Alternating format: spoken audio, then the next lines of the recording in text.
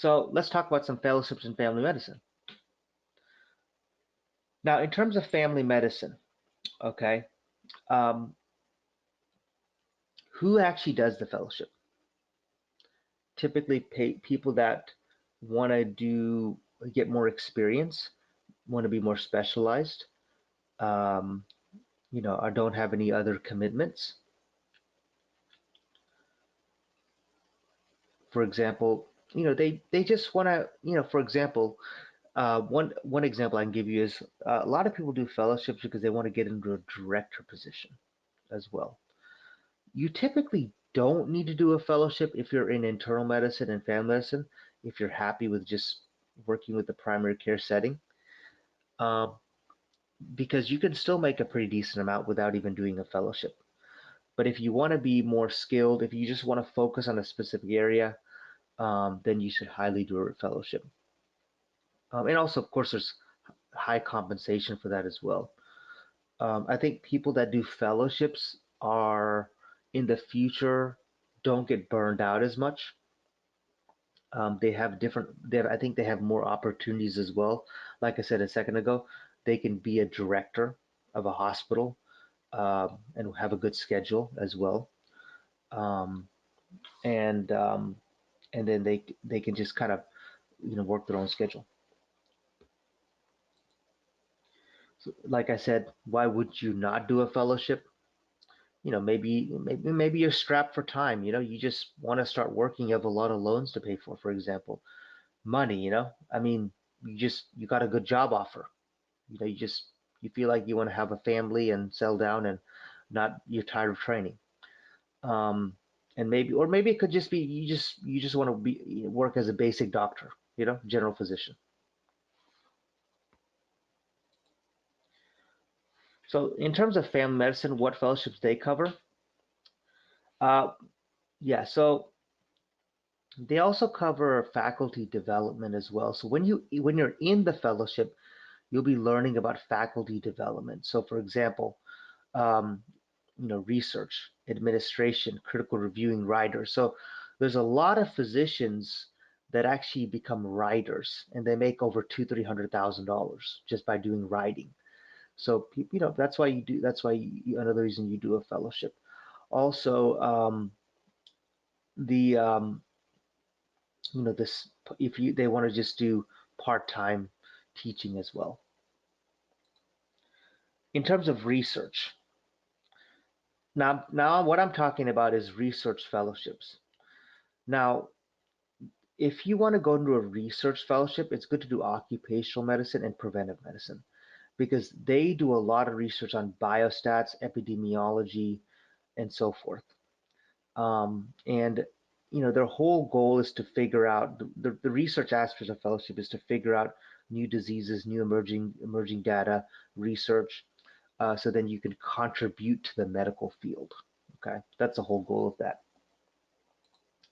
Geriatrics is a fellowship that a lot of family medicine and internal medicines people get into. Um, if you want to just focus on the older generation, then I would focus on. I actually like geriatrics. It's one of my favorite specialties.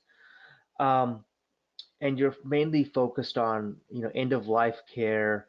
You're focused on home medicine, nursing homes, hospice, end of life care, um, and you know also there's a lot of career opportunities, and they have a very good job status. And actually, this is the easiest one of the easiest fellowships to get into actually. And they even take people from that have not even finished residency, so they're pretty good. It's a good fellowship.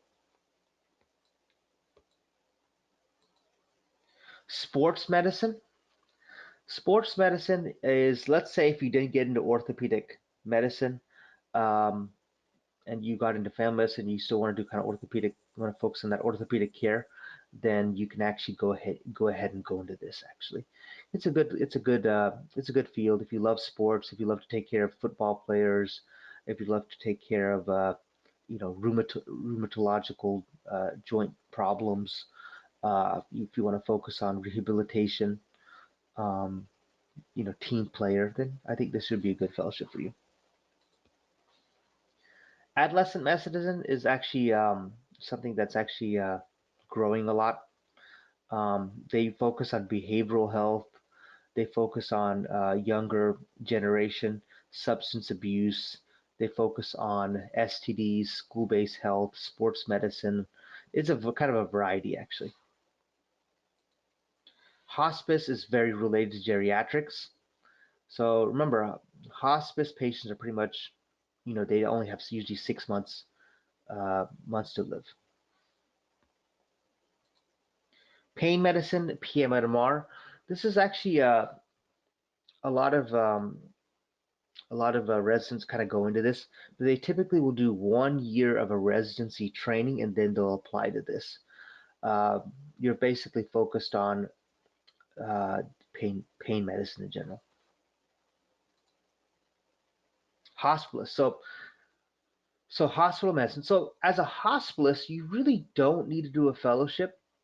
You can actually just do your 3 years and get a hospitalist position, regardless if you do family medicine or internal medicine, because you can actually just request your program coordinator to tell you, you know what, I want to do more inpatient during residency, and then they'll kind of help you focus on that, and you can become a hospitalist. And the hospitalist has a pretty good schedule. They typically will work, they'll have 1 week on and 1 week off during their hospital time. So it's a good life actually. Preventive medicine, like I mentioned, this is so the way you get into so preventive medicine is a field where they focus on biostatistics. They also focus on, is there ways to we can prevent a disease from happening in the first place, and it's a growing field. Typically, it will require at least a year of a residency, and then you can actually get into it. You don't need to complete a full residency for this. In even occupational medicine, you don't need to, but some require, but you don't have to. Just to go back, remember, occupational medicine is you're working with work-related injuries. Okay, maternal women's health. So if you're kind of actually, I have a friend that's in family medicine residency right now, and they just got an offer of over 400K just to work with OBGYN and women's health. So this is an area that um, I particularly, it's not my favorite specialty, but it's an area that if someone really wants to go into OBGYN, and if they didn't get into OBGYN, they can actually go through family medicine and go do it. Um, the only thing about this field is that there is a lot of litigations, and also OBGYN gets sued a lot. So I think that's one of the reasons for the higher compensation. Rural health. So 15% of all Americans live in rural health. Okay. So rural health is like the countryside where there's not a big city or anything like that, where they don't have enough care. Um, this is an area that is really needed in the United States. Um, and physicians, our residencies are very kind of promoted. They promote, tell residents, if you could do some work there, that'd be great. You're pretty much on your own in rural medicine. You are the doctor, you're the OBGYN doctor, you're the pathologist, you're pretty much everything. And if you do get an opportunity to do rural medicine, I would highly recommend it, because you're going to be learning so much, and you're actually going to be an expert at what you do, because you're just, you're pretty much going to get exposure to so much, because you are the right hand man. You are the one that's responsible for everything. So you're the emergency medicine doctor, everything. Now, clinical informatics. Okay. Now, you might be asking, what is clinical informatics in the first place, right? So, clinical informatics is pretty much the study of technology, a study of information technology, and how it can be applied to the healthcare field. It includes a study of practice of information-based approach to the healthcare delivery in which the data must be structured in a certain way to um, retrieve and use as evaluation. And it's used in pretty much all healthcare settings, okay? And the thing about clinical informatics, it's kind of divided into different levels of informatics. So, for example, there's medical informatics, there's nursing informatics, there's pharmacy informatics, there's nutritional informatics. Um, the salaries is around 200K for this one. It's not that high, but it's pretty decent, I would say. Um, but pretty much it's open to all specialties. So if you don't want to practice medicine and if you want to just be more on the informatics side, you can actually go toward this as well. Okay. And there's many careers. I'll talk about one of them at least. So for example, there's medical informatics, right? So what do? They basically maintain facilities, they facilitate new ways to keep electronic medical records. Okay, they basically help with the communication between healthcare providers and faculties, so then you can get best patient outcomes. Um, they also they also work with bioinformatics as well.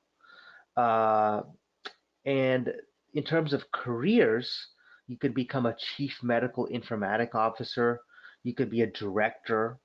You can be a practitioner, and so forth. So that's what they pretty much do. Okay. Sleep medicine is another field. A lot of Americans suffer from obstructive sleep apnea, and it's open to all fields. You'll be working with psych as well. Mood disorders, cardiovascular, chronic pain, undiagnosed issues. So sleep medicine.